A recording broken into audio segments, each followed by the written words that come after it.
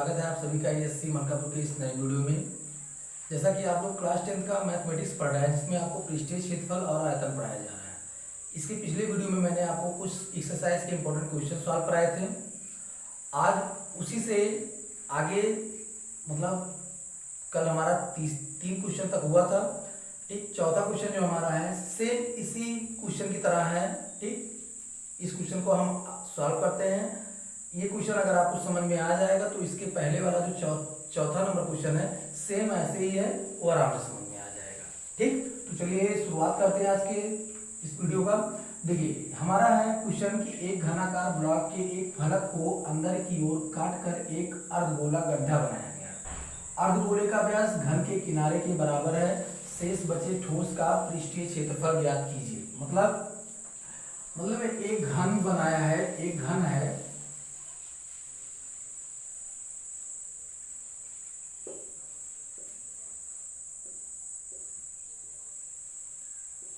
ऐसे एक घन है। ठीक, और इसके किनारों को मतलब इसके एक फलक को काट लीजिए और ऐसे एक गड्ढा बना दिया गया है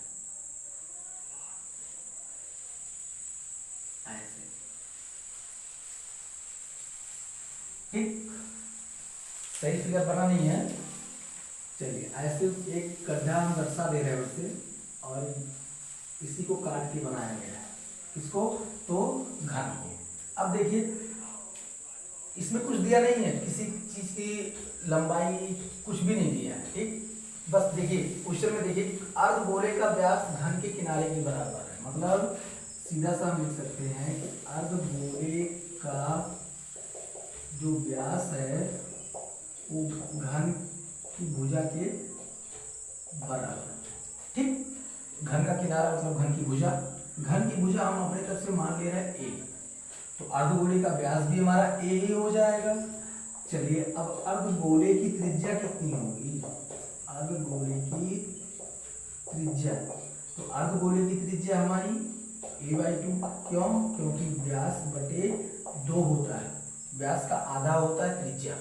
ठीक, इतना तो कंफर्म हुआ।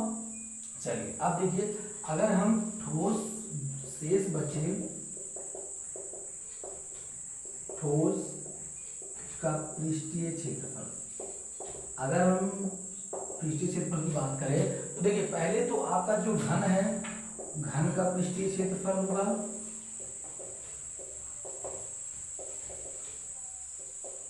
ठीक, घन का पृष्ठीय क्षेत्रफल प्लस अर्धगोले का पृष्ठीय क्षेत्रफल, अर्धगोले का पृष्ठीय क्षेत्रफल।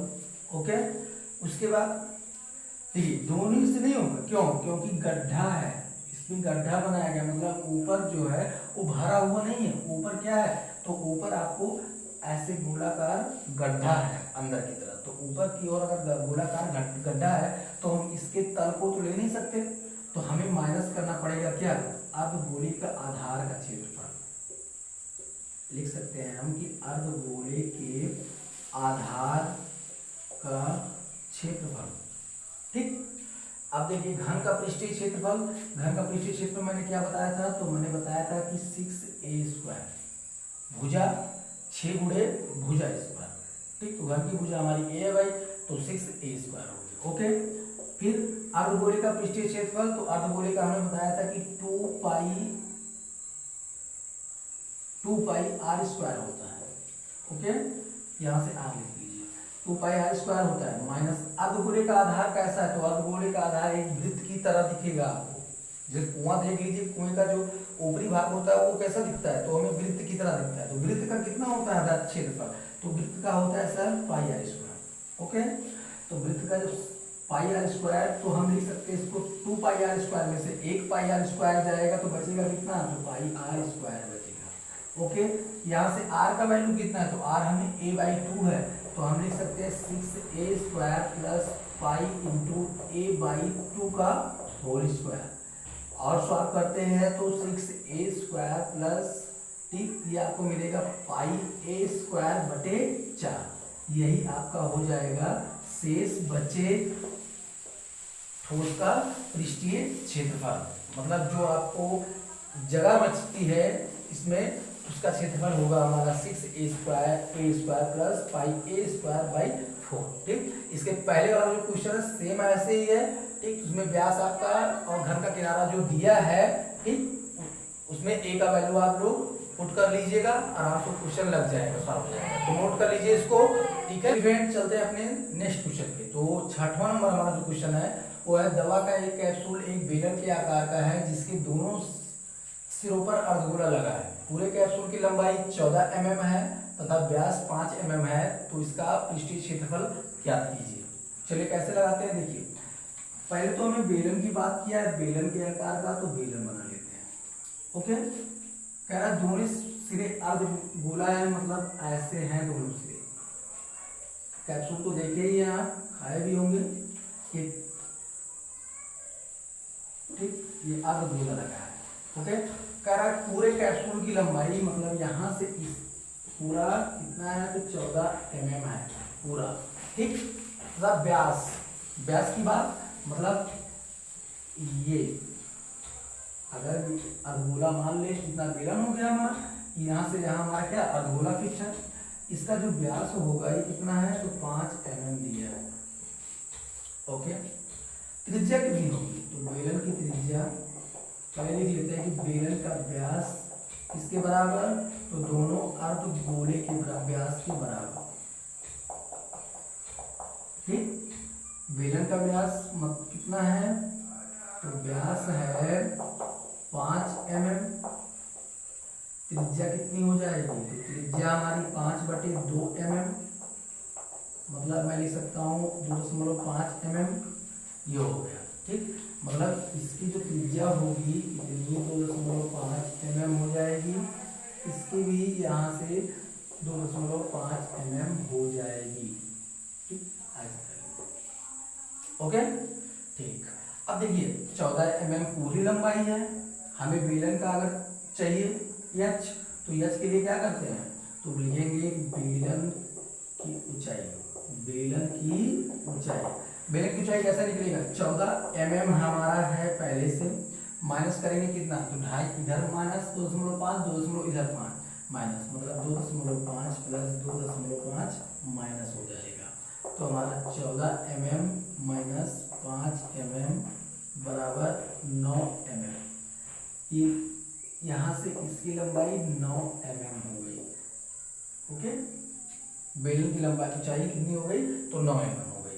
अब पृष्ठीय क्षेत्रफल आराम से निकल जाएगा। लिखिए कि इसलिए पृष्ठीय क्षेत्रफल किसके बराबर होगा, तो हमारा होगा, एक बेलन है तो बेलन का पृष्ठीय क्षेत्रफल, 2 गोले हैं तो 2 गोले अर्धगोले का क्षेत्रफल। ठीक, बेलन का कितना, तो 2πr/h, 2 गुणे अर्धगोले का तो 2πr²। ओके, चलिए तो 2 गुणे पाई रहने दीजिए ऐसे भी। r, बेलन का r कितना है, तो बेलन का r 2.5 है।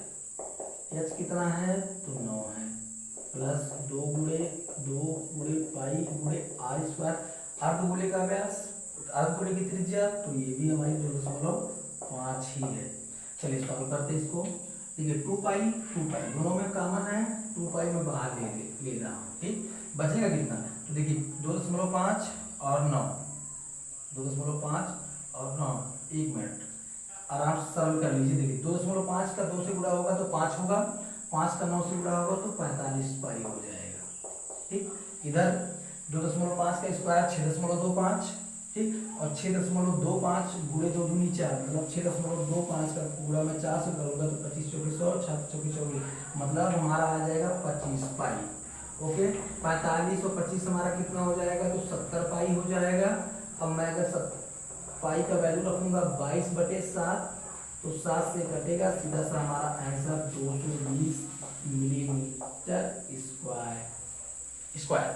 ठीक, mm², मतलब हमारा जो इस कैप्सूल का पृष्ठीय क्षेत्रफल है वो पृष्ठीय क्षेत्रफल कितना है, तो 220 mm²। ओके, नोट कर लीजिए। तो चलिए फ्रेंड्स आते हैं अपने 7वें नंबर क्वेश्चन पे, जो हमारा है तंबू से जुड़ा हुआ क्वेश्चन, बहुत ही इंपॉर्टेंट है कैनवास का। देखिए लिखा है एक तंबू बेलन के आकार का है जिस पर एक शंकु रखा है। यदि बेलनाकार भाग की ऊंचाई और व्यास क्रमशः 2.1 मीटर तथा 4 मीटर है तथा शंकु की तिर्यक ऊंचाई 2.8 मीटर है, तो तंबू बनाने में प्रयुक्त कैनवास का क्षेत्रफल ज्ञात कीजिए तथा 500 रुपये प्रति मीटर स्क्वायर की दर से कैनवास का लागत ज्ञात कीजिए। बहुत ही इंपॉर्टेंट क्वेश्चन है आपके लिए। तो चलिए समझते हैं फिगर से। वैसे तो कुछ पहले नहीं पढ़ा होगा, फिगर से समझते हैं। चलिए एक हमारा बेलन है, ठीक,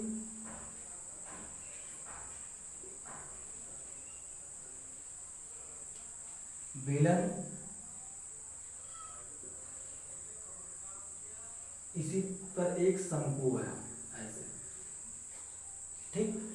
ये फिगर बन गया हमारा। एक हमारा बेलन है जिस पर हमारा एक शंकु रखा है। बेलनाकार भाग की ऊंचाई इसकी दी है 2.1 मीटर, ठीक। व्यास दिया है, मतलब यहां से लेकर यहां तक की दूरी हमें 4 मीटर दी है। तो हमारी आधी दूरी कितनी हो जाएगी? आधी दूरी हमारी 2 मीटर हो जाएगी, मतलब त्रिज्या हमारा 2 मीटर हो गया। ओके। शंकु की तिर्यक ऊंचाई दिया है, ये दिया है 2.8 मीटर, ठीक।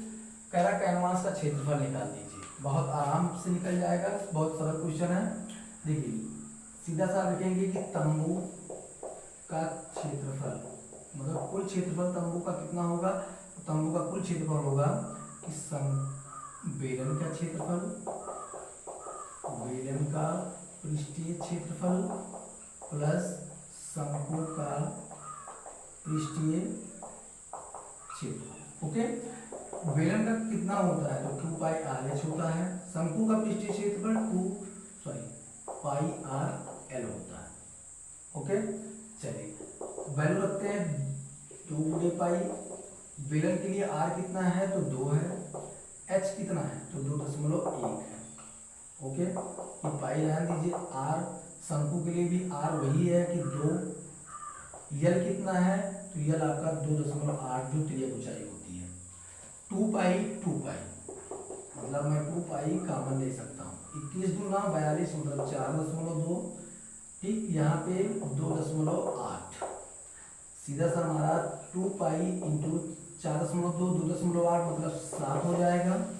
अब मैं पाई का वैल्यू रखूंगा तो 22/7 गुणे 7, 7 से 7 कैंसिल, सीधा सा हमारा 44 मीटर स्क्वायर, ठीक। मतलब इस तंबू का पूरा जो क्षेत्रफल होगा वो 44 मीटर स्क्वायर होगा।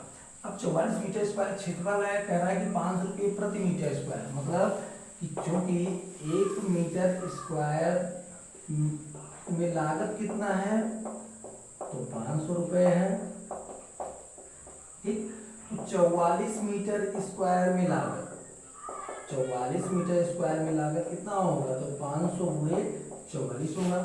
तो सीधा सा 00, 4 पंचे 20, 4 पंचे 20 2 22, मतलब 22,000 रुपये आपको लगेंगे कैनवास बनवाने के लिए, इतने बड़े तंबू के लिए, ठीक। तो नोट कर लीजिए, अच्छा क्वेश्चन है, बहुत ही इंपॉर्टेंट है तंबू का क्वेश्चन। ये आता है आपके जो लॉन्ग टाइप के क्वेश्चन होते हैं बोर्ड पेपर में, उसमें आपको मिलेगा, ठीक। तो बहुत ही इंपॉर्टेंट है, नोट कर लीजिए अच्छे से। आते हैं अपने 8वें नंबर क्वेश्चन पे, जो हमारा है ऊंचाई 2.4 सेंटीमीटर और व्यास 1.4 सेंटीमीटर वाले एक ठोस बेलन में इसी ऊंचाई तथा व्यास वाला एक शंकु का खोल काट लिया जाता है। शेष बचे ठोस का निकटतम वर्ग सेंटीमीटर या सेंटीमीटर स्क्वायर कह सकते हैं तक पृष्ठीय क्षेत्रफल ज्ञात कीजिए। चलिए फिगर से समझते हैं। एक हमारा बेलन है ऐसे,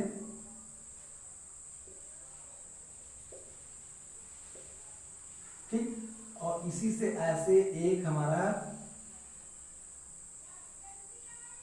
चलिए इसको हम ऐसे सीधा दर्शा दे रहे हैं,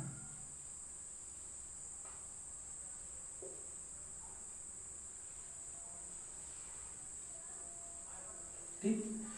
ये हमारा एक बेलन है, इसी में से एक हमारा शंकु काटा गया है। ओके, अगर शंकु काटा गया है तो और उसके बाद ऊंचाई हमें दिया है। चलिए पहले हम देख लेते हैं जो जो हमें पता है। ऊंचाई पता है, व्यास भी पता है इसका 1.4 सेंटीमीटर। ओके, अब भाई व्यास 1.4 सेंटीमीटर है, तो त्रिज्या कितनी होगी? तो यहां से लेकर यहां तक की जो दूरी होगी वो 0.7 सेंटीमीटर होगी। चलिए लिख के समझते हैं। देखिए हमारा जो बेलन है, बेलन का व्यास बराबर है किसके, तो शंकु का जो व्यास है उसी के बराबर है। तो शंकु का व्यास कितना है और बेलन का व्यास तो 1.4 सेंटीमीटर। ठीक, त्रिज्या इसकी आधी होती है r, मतलब ये हो जाएगा 0.7 सेंटीमीटर। 1.4 सेंटीमीटर है मतलब उसका आधा त्रिज्या हो गया। त्रिज्या बेलन का व्यास जब दोनों बराबर है तो शंकु की त्रिज्या भी उतनी ही होगी। ओके, ऊंचाई की बात करते हैं बेलन की ऊंचाई। बेलन की ऊंचाई कितनी है, तो 2.4 सेंटीमीटर है और इतना ही शंकु की ऊंचाई है। जितनी बेलन की ऊंचाई है उतनी हमारी शंकु की ऊंचाई है। ठीक, अब देखिए शंकु की ऊंचाई हो गई। अब क्या कह रहा है कि शेष बचे ठोस का निकटतम वर्ग सेंटीमीटर तक पृष्ठीय क्षेत्रफल निकालिए। चलिए हम लिख रहे हैं कि ठोस का पृष्ठीय क्षेत्रफल क्या होगा, ठोस का पृष्ठीय क्षेत्रफल हमारा होगा कि शंकु का पृष्ठीय क्षेत्रफल प्लस बेलन का पृष्ठीय क्षेत्रफल प्लस शंकु का आधार कैसा है, तो शंकु का आधार वर्गाकार है तो लिखेंगे शंकु के आधार का क्षेत्रफल। ओके, शंकु का पृष्ठीय क्षेत्रफल हो गया। ठीक, मतलब पृष्ठीय क्षेत्रफल ये वाला पूरा भाग, उसके बाद शंकु के आधार का क्षेत्रफल, क्योंकि हमें पृष्ठीय क्षेत्रफल और एक ठोस का चाहिए। ठीक, तो देखिए अब क्या मिलेगा, इसका होगा शंकु का पृष्ठीय क्षेत्रफल होता है पाई आर एल, इसका होता है 2 पाई आर एच, और शंकु का आधार जो वृत्ताकार है तो इसका होगा पाई आर स्क्वायर। अब देखिए आर है पता है, एच पता है, एच भी पता है, आर भी पता है, हमें यल नहीं पता है। तो यल के लिए क्या किया जाता है, यल बराबर हमने बताया था इसके पहले वाले वीडियो में H square plus R square. H कितना है तो 2.4 है, आर कितना है 0.7 है। निकालते हैं तो ये मिलता है 5.76 0.49। 24 का स्क्वायर 576, 7 का स्क्वायर 49। जोड़ते हैं इसको तो 6.25 625 के मतलब आपका 2.5 सेंटीमीटर एल मिल गया। ठीक, यल मतलब ये वाली जो ऊंचाई हुई तिरछी ऊंचाई वो कितनी है तो 2.5 सेंटीमीटर होगी। ठीक, अब हम क्वेश्चन आराम से लगा सकते हैं। चलिए वैल्यू पुट करते हैं भाई, तो पाई इंटू आर शंकु का उतना ही जितना उसका, तो 0.7 पाई का मान रखते चलिए। ठीक, यल कितना है तो यल हमें मिला है 2.5, फिर प्लस 2 गुणे 22/7, फिर से 0.7। एच कितना है, एच हमारा 2.4 है, फिर हमारा 22/7 गुणे 0.7 गुणे 0.7, क्योंकि आर स्क्वायर है। ये यहाँ से कैंसिल होगा 0.1, ये भी यहाँ से कैंसिल होगा 0.1, ये भी यहाँ से। अब देखिए ये हो गया 2.5, ये एक, ये हो जाएगा हमारा 2.2।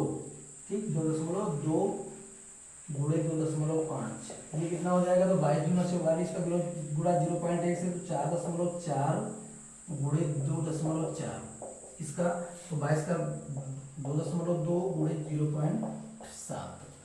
ठीक, चलिए गुणा कराते हैं तो 25 देखिए दशमलव हम कुछ देर के लिए समझते हैं कि दशमलव है ही नहीं। चलिए 25 दूना 50, 25 दूना 50 और 5 55। ठीक, कितने अंक बाद दशमलव, तो 2 अंक बाद दशमलव, एक इसमें एक इसमें। ओके, फिर से वही काम, दशमलव मान लेते नहीं है, 24 चौके 96 होता है, 24 चौके 96 और 9 105। ठीक, कितने अंक बाद तो 2 अंक बाद। चलिए फिर प्लस लगाते हैं, इसमें भी 22 सत्ते 154 होता है सीधा सा। ठीक, ये हो गया, ऐड कर लीजिए अब आराम से। चलिए देखिए 2 अंक बाद 2 अंक बाद 2 अंक बाद, मतलब 6 4 सीधा सा। अगर इस तरह ना ऐड कर पाइए तो इस तरह सिंपल से ऐड कीजिए, 10 और 5 6। ठीक, यहाँ पे 5 4 1.54, फिर दशमलव लगाइए 5 0 कितना 5। अब ऐड कर लीजिए 6 4 10 के 0 हो जाएगा। ठीक, 5 5 10, 5 15 और 1 16 हो जाएगा। दशमलव लगाएंगे 5 1 6 और 1 7, कितना मतलब हमें मिल गया 17.60 सेंटीमीटर स्क्वायर। ठीक, मतलब जो हमारा ये ठोस था, इस ठोस का जो पृष्ठीय क्षेत्रफल टोटल होगा वो 17.60 सेंटीमीटर स्क्वायर लगभग। ठीक, तो नोट कर लीजिए इसको। और आपके लिए इस एक्सरसाइज का एक 9 नंबर क्वेश्चन आपको जान लीजिए होमवर्क के लिए दिया जा रहा है, उसको सॉल्व कीजिए। अगर उसमें कोई प्रॉब्लम होती है तो कमेंट बॉक्स में कमेंट कीजिए अपना, ठीक है, और थोड़ा सा सॉल्व कीजिए, आप खुद माइंड लगाइए। आप अगर इससे पहले वाला वीडियो नहीं देखे हैं फार्मूला का, तो फार्मूला का वीडियो आप देख लीजिए, थोड़ा अच्छे से समझ लीजिए इस पार्ट को, क्योंकि ये पार्ट बहुत इंपॉर्टेंट है आप लोगों के लिए। तो आज की इस वीडियो में बस इतना ही। हमें उम्मीद है कि आप लोगों को वीडियो अच्छी लगी होगी। अगर वीडियो अच्छी लगी हो तो लाइक कीजिए, सब्सक्राइब कीजिए।